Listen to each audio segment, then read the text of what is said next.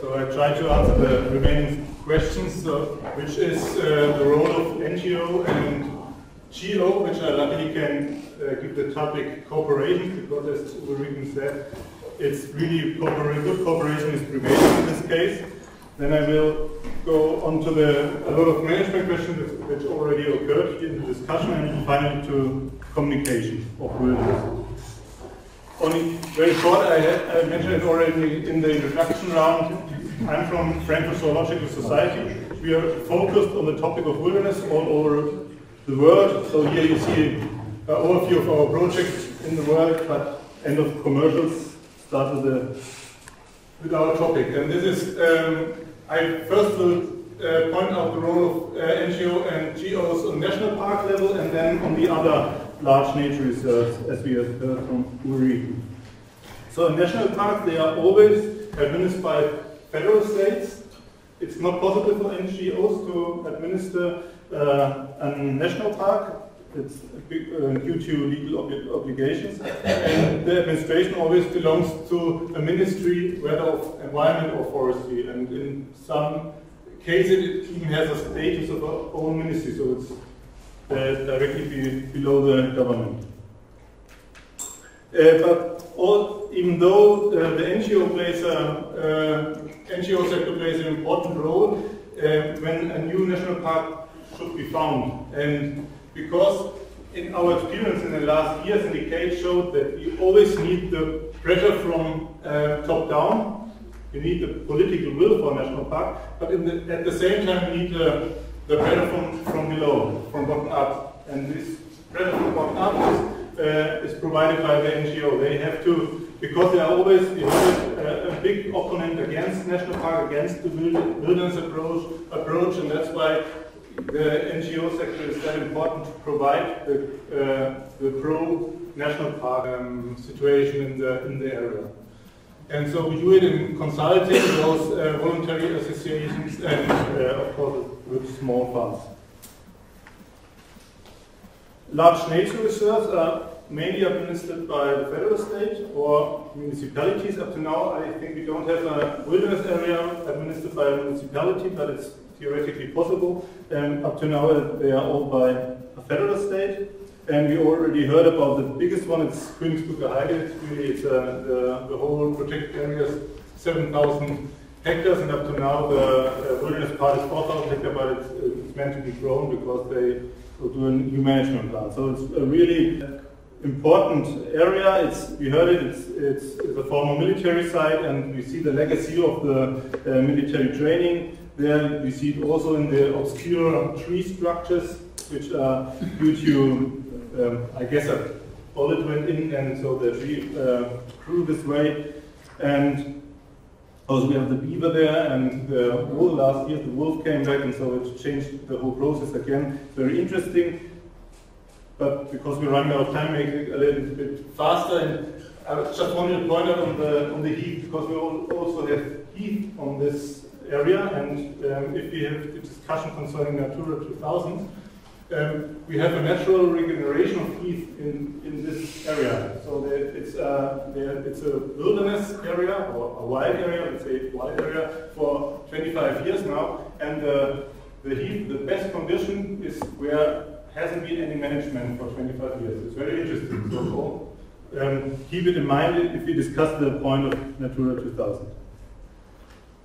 But we have the potential for more such areas in Germany, we heard it, and there's also the political responsibilities by the federal state to do more. And we heard now in the last comment from Ulrike that we have two targets concerning wilderness. We have the 5 or 10% target only for woodland, which are also addressed to smaller areas, and we have this 2% target. But there's an overlap.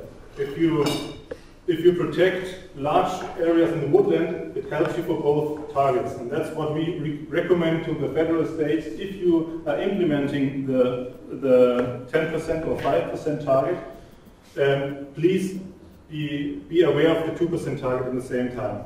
And we recommend it on national state level.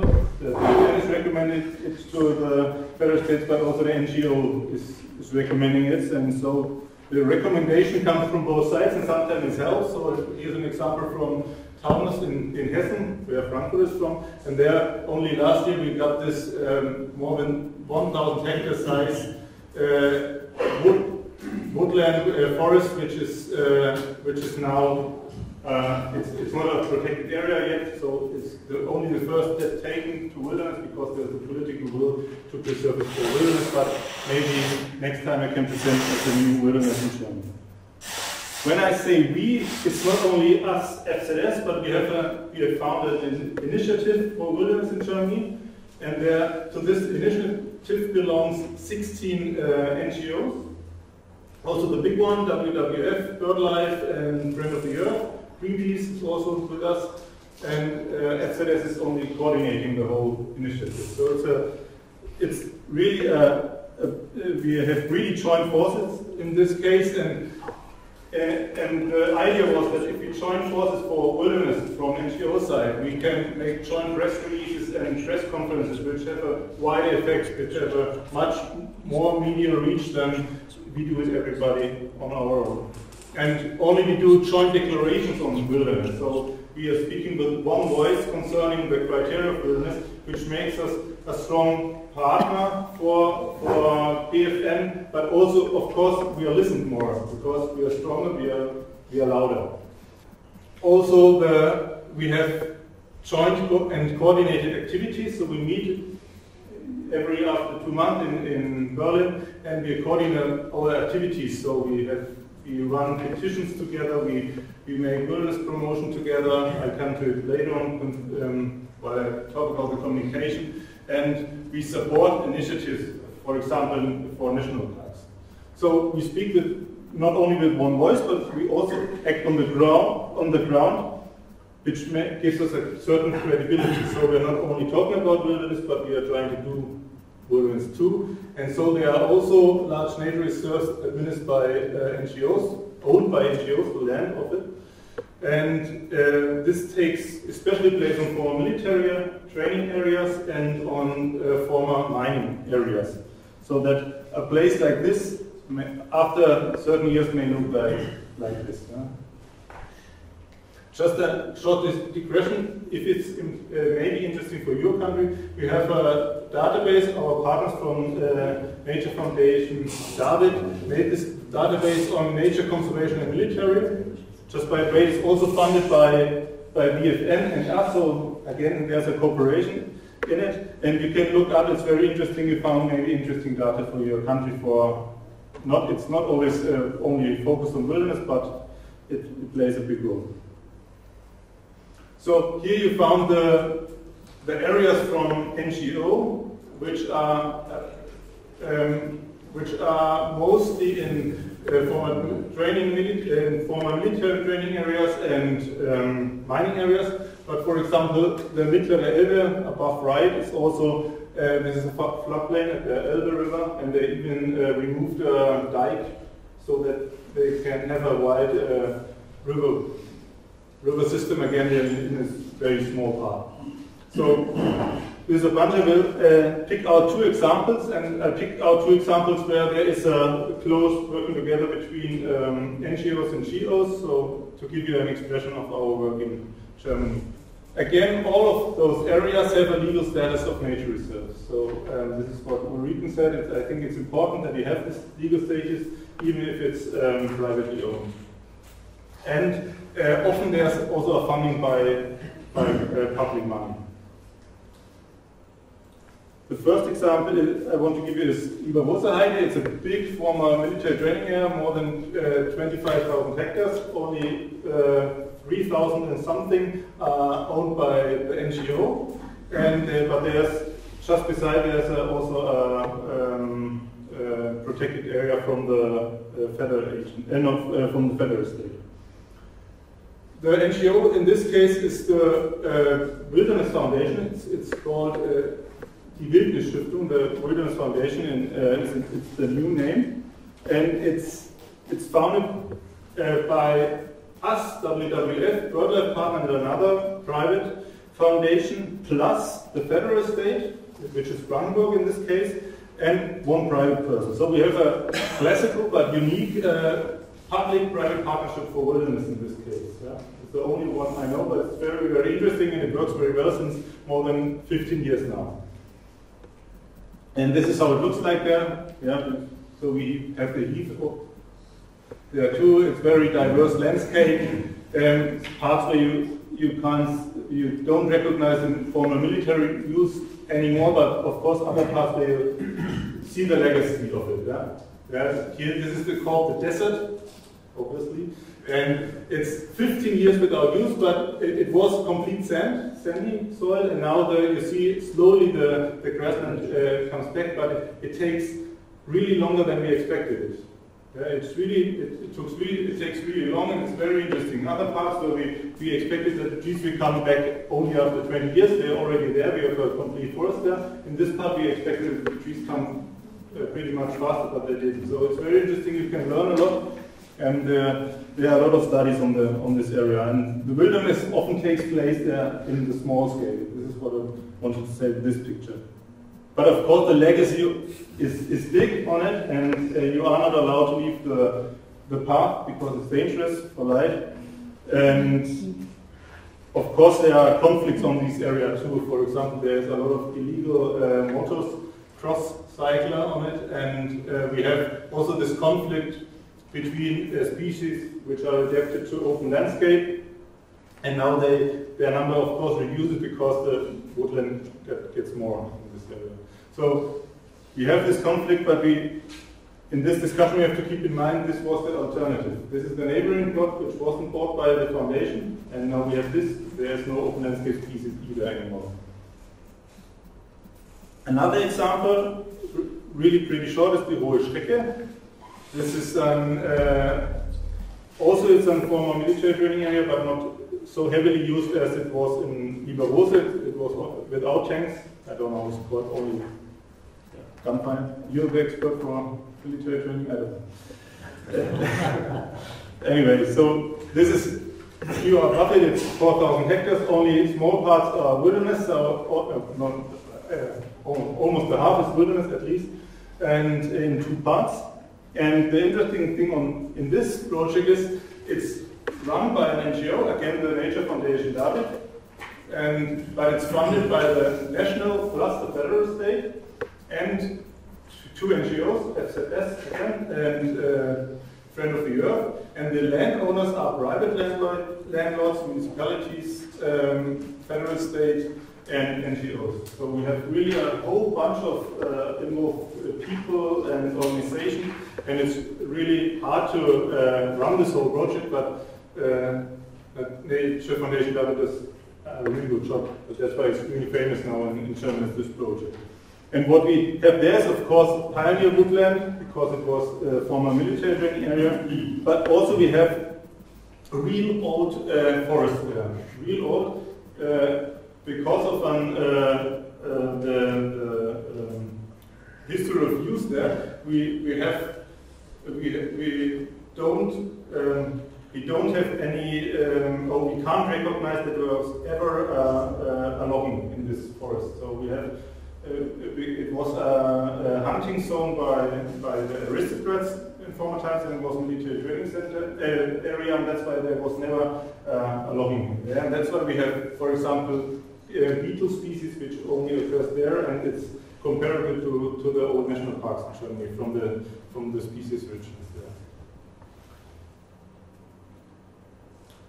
Now we come to how we manage our wilderness in Germany. When I'm talking about wilderness again, it's the wilderness according to our national strategy. If we translate it to English, we shouldn't use always the word wilderness. It's of course it's partly it's wilderness, but in most cases it's only wild areas concerning to the definition of wild Europe. But even though you see. We are more to the hands-off side, we are more to the left than the Czech colleagues, and a lot of this is in case-by-case approach. We heard it because of the federal system. There is no continuity, not the one and only way, but we can say for bark beetle, we don't have it in our core zones of the wilderness areas. Also concerning the zones, I wrote there only in the buffer zone bark beetle management. That's why I added this slide. The core zone of a protected area, according to the national strategy, is the same with the wilderness area. So for the 2%, we only count the core zone, which is the real wilderness, not the buffer zone around. Whilst in the definition, for example, by Europe, the buffer zone belongs to the wilderness area. Just to get clear of expressions, the function of both is the same, and we have, of course, we have both in Germany too, and so in practical we have both. The general approach of the management should be, it's in our opinion, that we have a minimal impact on the ecosystem if we do make management, and the management always should be for minimizing the unwanted impacts on the surrounding landscape and the other way around. So, but it should be all managed, if possible, in the buffer zone. So we have the example wildfire invasive species.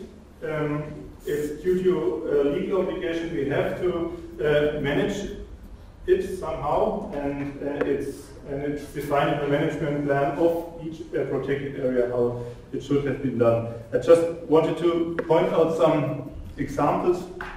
For example, for wildfire, this is a former military training area called Güterburg, and there is in the core zone, in the wilderness zone, there is no fire management at all. But we have a fire protection ring around the whole area. The area is around 7,000 hectare big. And around the whole area we have this protection ring. And if fire inside occurs, the fire service doesn't go inside, it waits outside where the fire comes and is watering the ring, so the fire can't jump over it. So this is the way they do it there, and they do it in Königsberger Heide the same way, and as far as I know, in all of the military training area, you don't go inside but the way outside the fire to come. But we know in certain national parks they do it different. They don't have a fire ring because it's not practical for example, in the rainforest, it's not regular that a fire occurs. But in this case, due to the munition in the ground, it's just every year that you have a fire like this. This is the year after, and you see how quick the nature then recovers. This was in Güterburg again, and this is another example from Königsberg, the other military training area. Concerning invasive alien species, we already heard that we are more, in Germany, more of the hands-off mentality. There might be cases to interfere. We heard it, every national park or every wilderness area up to now has their own management rules to it. But our experience is that most of the, if you want to, we heard it already, if you want to fight the invasive species, you have to do it for eternity. So it often contradicts to the wilderness approach if you are on the hands-off side. That's why we often leave it. Yeah, we try for 10 years.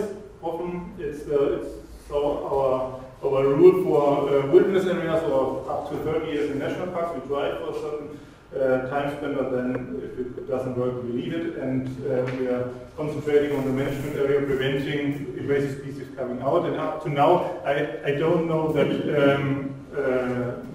wilderness areas are I can't remember the expression, but that they spread out the wilderness areas. Yeah, that it's not in Central Europe. It's not the case that the wilderness area are the source of invasive species spreading all over the country. But of course, we heard it too in these new wilderness areas. It's of course a completely different approach. We have here an example of Deutsche Wilderness from Friend of the Earth. It's a project, and there it's a former mining area, and there now a hell of a lot biota went into, and we have completely new vegetation types, completely new composition. So it's, of course, it will be interesting what will happen in the next years. Yeah? We don't know yet, and it's a kind of experiment, but it has nothing to do with old growth forests, which they can't, where biota can't can't go into this easy. So bark beetle management we don't do in Germany as you don't in Czech Republic. What we do is for 10 years in wilderness area maybe a forest conversion. That in cases like this, if you have a spruce forest on where beech forest should be, but in my opinion, you can leave it too. Yeah, it will. The beech will come by itself, and it will come even faster instead of you're doing something. But humans are not used to doing nothing. That's why we do something, and we take out the spruce and plant beeches. But it will take place fast if you do nothing. The example the Bavarian forest showed it, and how fast nature regenerates after a bark beetle catastrophe. Yeah, I know you know all these pictures. I don't have to say anything about this anymore. I guess.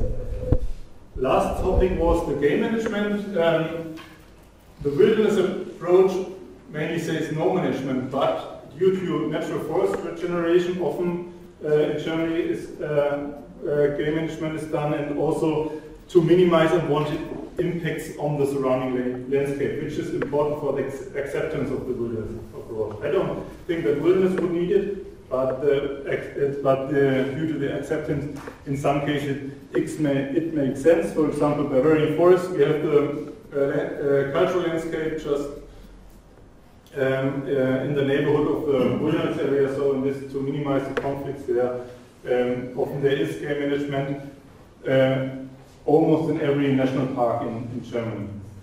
And also the game enclosures for the winter in the rainforest is a kind of game management, of course. It's not hunting, but it's game management. But we have also examples without game management. Again, Königsbrücker Heide, good example. It's in the middle of this area, so you see the deer is not even frightened of man because it's not hunted there. So I don't have a good camera. It's really close. It was really close, just like you guys. So and this is and there's also a heavy pressure of a big population of deer there. So this looks like a meadow, but there is no management for 25 years. Yeah? It's only kept open by game, so it really looks like you would expect sheep there, but it's only here. Even though there's no hunting all over 6,000 hectares in this area, the hunting only took place around in this light green or brownish area here. Yeah, this is where hunting takes place, but they make a lot of noise there. They really hunt hard and loud. It's not important if they hit the animal, but they make a lot of noise, and that's why the animals are frightened to go outside. They say, oh, it's better staying inside. We don't eat the corn outside because we appreciate the peace inside, and that's how it works.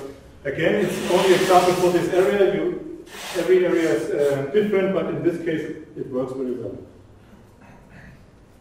So in the end, the lesson learned is be brave. Yeah, try it. Yeah, it's not sure that it doesn't work. Everybody says no hunting doesn't work, or heath doesn't recover, but try it. It sometimes does.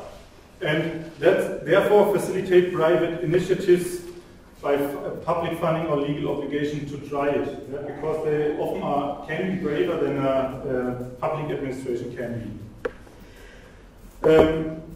What was very, very helpful in Germany was running a lot of projects together for GOs and NGOs, because you made the same experiences, and then you could discuss it better and also make projects together with the forestry sector, because you then have a better understanding of each other's vision of wilderness, what it could be, what's possible, what's not possible, what are the problems in managing wilderness.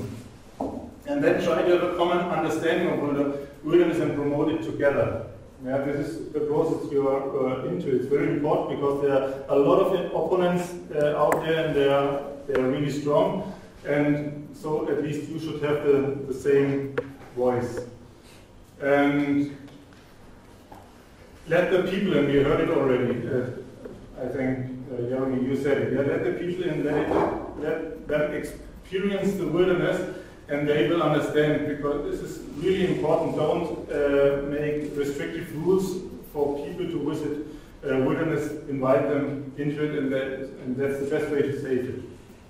And always a good communication is necessary, because the fears against wilderness are spread very easily, but to take them away again is really, really hard. So talk about wilderness in a positive communication, not only between NGO and NGO, but also in between your NGOs. Yeah? That you're speaking with one voice. I already mentioned it, make common position papers and a website and a press release and coordinated activities. And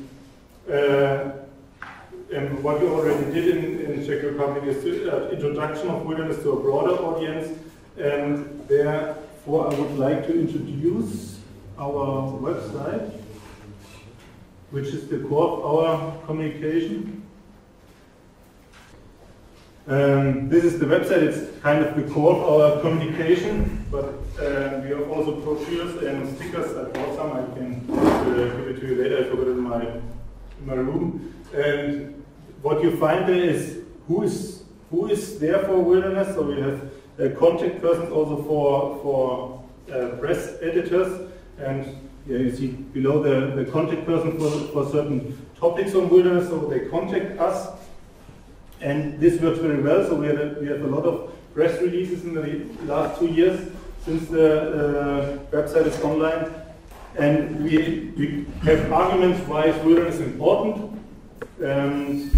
We have listed up all the areas on the map, which we have in Germany on the way to wilderness, how we call it. And in each area we have a short introduction.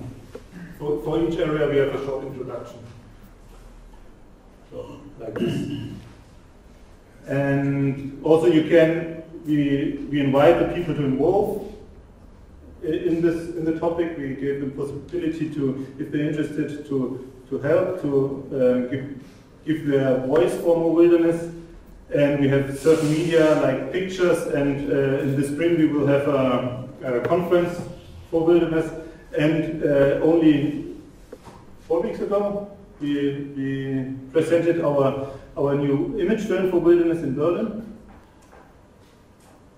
Maybe 2 sentences to the film. Of course the target group is not you, it's more the broader audience. So this is the aim of the film. And the second thing is, maybe you realize there was an kind of opening and kind of end of the film. And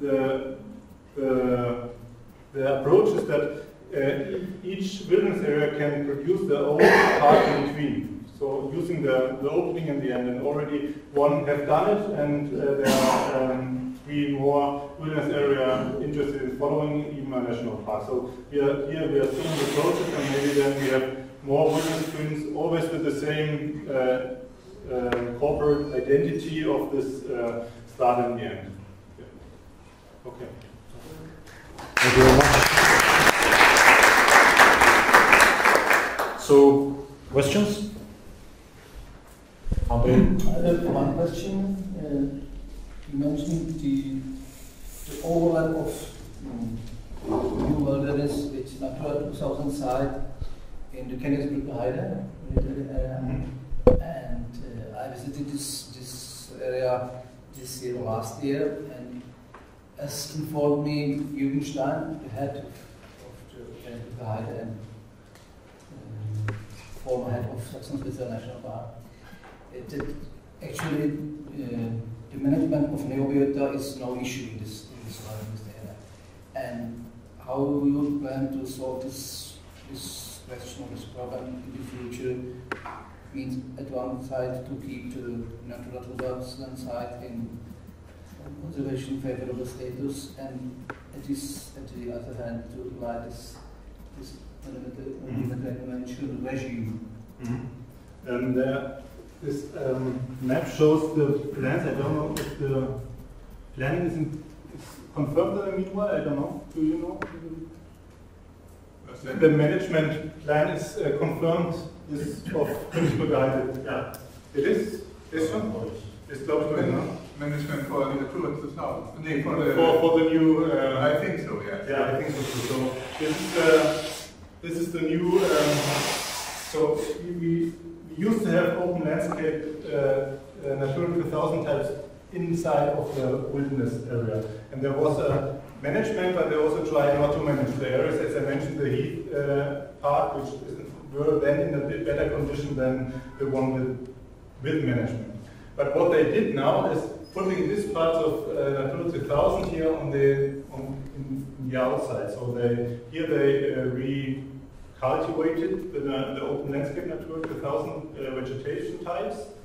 They did it in these outer parts, and then they can revive the center of it. This was so then below the line, and they also had some certain areas outside of the Natura 2000 area which they could include. So that's why under the line they have the same amount of vegetation types of Natura 2000 in this condition than before. That is the specification for. So does it mean that the Natura 2000 site will be only in the management zone, or also because of the no, the whole thing, no. They haven't changed the border of the whole Natura 2000. So the wilderness area is inside the Natura 2000, but you have the obligation not to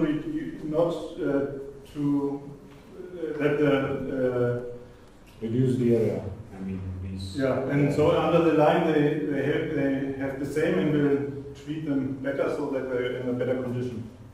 Yeah, that's we discussed. We are just in the process of discussing this issue also with the DG Environment, and they see the problem because we have a similar problem in a huge number of military training grounds.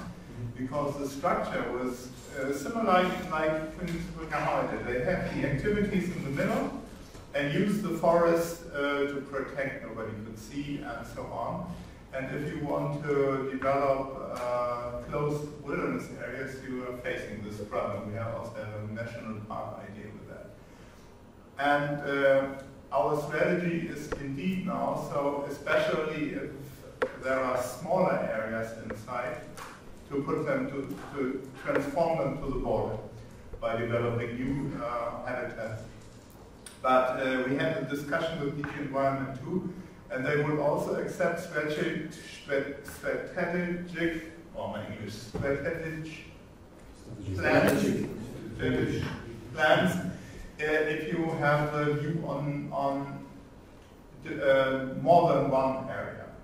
So you could also develop a plan where you have at the end a similar situation for the open area.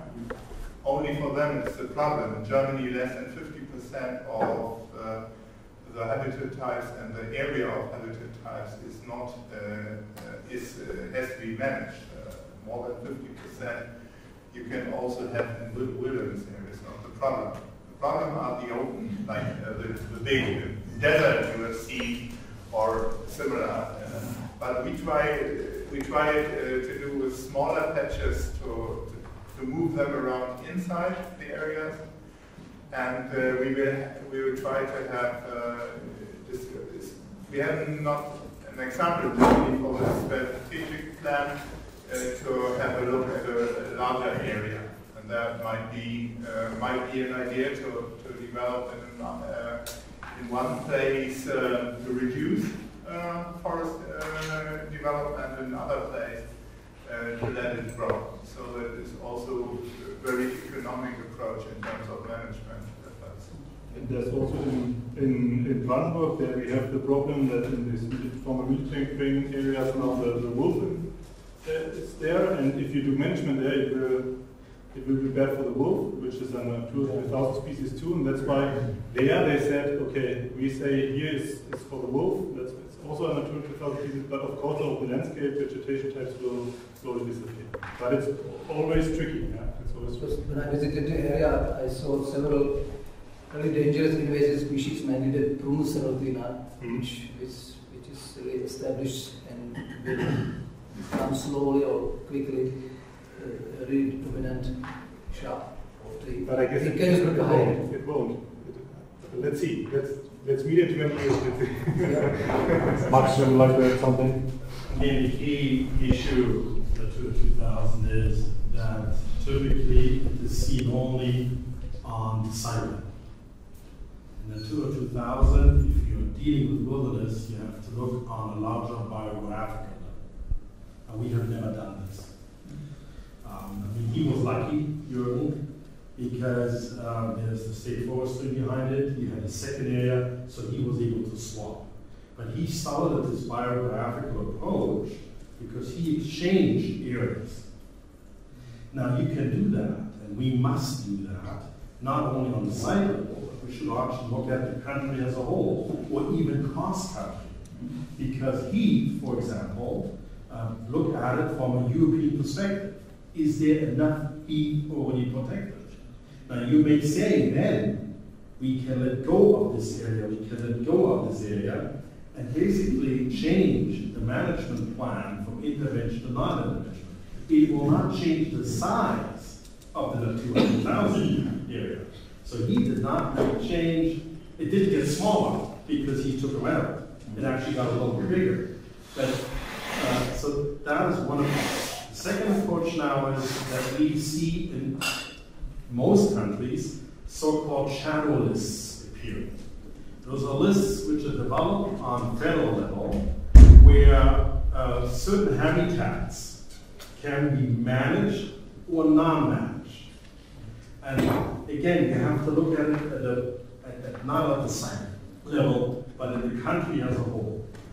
Now, the guidebook, the Natura 2000 Wilderness, which Lado and Sultan worked with, and is mentioned in this Andreas Vossen statement that you have on the BFN website, I mean, that is now being translated. Now, it doesn't have all of the information.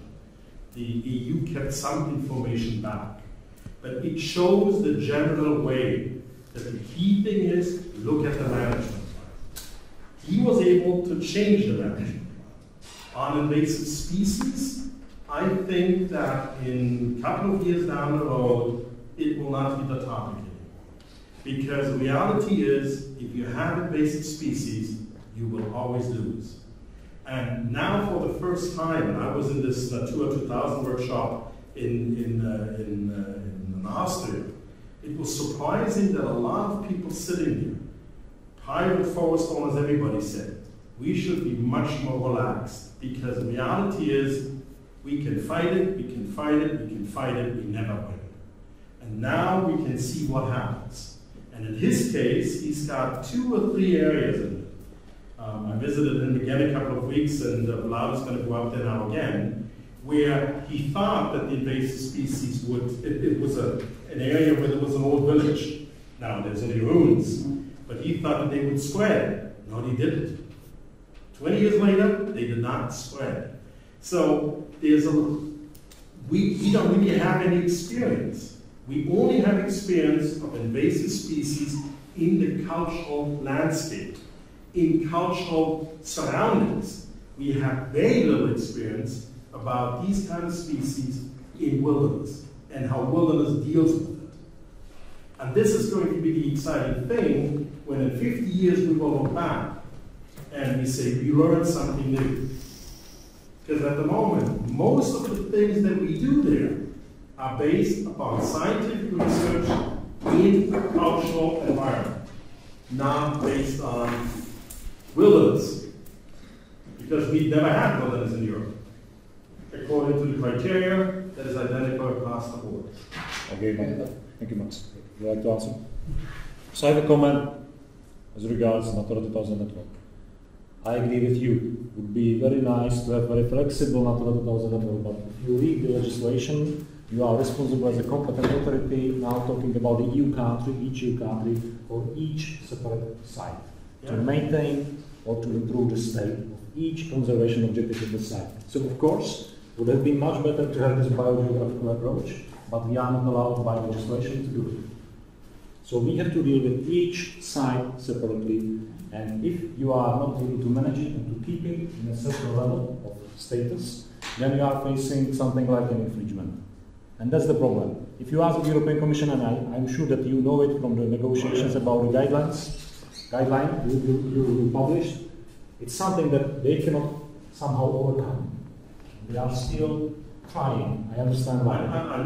Like I said, But this is something like an ideal world we are talking about. This is not what we are permitted to do. Just But we asked the European Commission and workshop at Film Island, and the answer was if there is a concept for a regional scale or even a federal state scale, if there is a concept, then you are allowed to do it. Yeah. But you just can't leave it and hope that the other area is doing your job. Yeah, this is what they wouldn't have said. But if there's a concept agreement with another area, or they put many areas together with one management plan, then they would agree. This is what they told us. Yeah, if it is preliminary confirmed by European Commission, then it's possible to do. Yeah. Okay. Any other comment? Yes, I know you have to go with your. If you have such a strategic plan for a larger area, you have to go with them to the environment and to let them say, okay, to get off this risk, to be punished because in some areas something changes. And I think it's not able to discuss it, for example, on the biogeographic region, because we have also, independently from the single site, we have the question of coerrents. And therefore, you cannot take, for example, beetle out of a large area and put them all together, maybe in the Netherlands. That would not work. So that you have to keep in your mind. Yeah. Martin? I was not, or I didn't understand well when you were talking about hunting and game management and butts. And butt. And butt. Yes. So for me it's the same, and we can start to talk, and we will not finish this till the end of the year. And many management authorities are excusing themselves. We are not hunting, we are making game management. If we have non-intervention or wilderness, there's nothing in place. So the problem is that there are too many buts and exceptions when we go into criteria, including IUCN standards. You read what are the primary objectives, and then at the end you find, but for the purpose of the local inhabitants, it is allowed to cut, to hunt, and so on. So if we want to really get a good wilderness, no buts, no exceptions to criteria. A good idea, and give a signature, but you don't have to forget that all these wilderness areas are islands. And there is an interrelationship to the surrounding, and that is the problem. If you have enough space for huge buffer zones, and you, for example, we know that you are able to reduce game management very sharply. Wolf is there. So that is a perspective, but the island situation of these wilderness areas, you will not, I can say in Germany that will be the future as long as I live.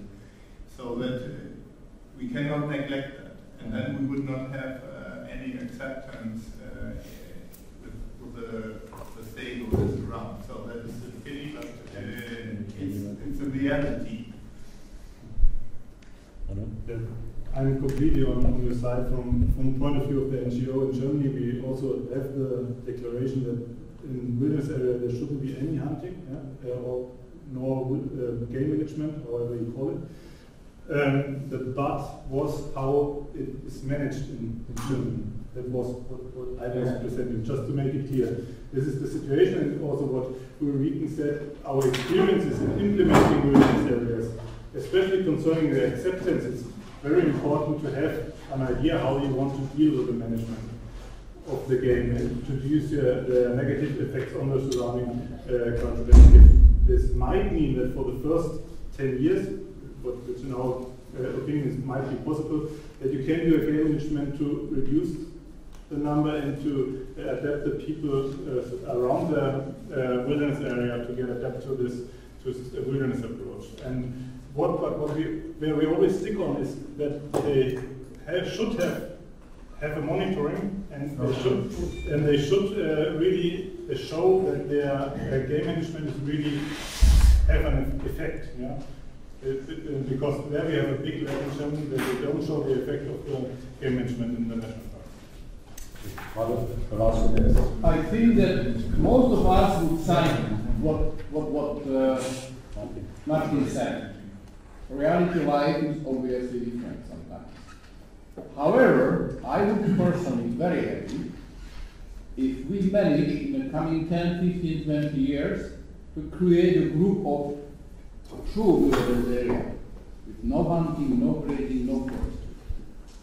And appreciate, give them the extra visibility, give them the extra value, give them the extra diploma. This is what we do as a European Organized Society. Golden and platinum. And then the area which have this stuff, they are on the way, hopefully, that in 15 years this hunting will disappear because wolves arrive. They are in this moment bronze and silver. But we give them the hope. If the managers really want to go to this demanding travel in that direction. Okay. Yeah.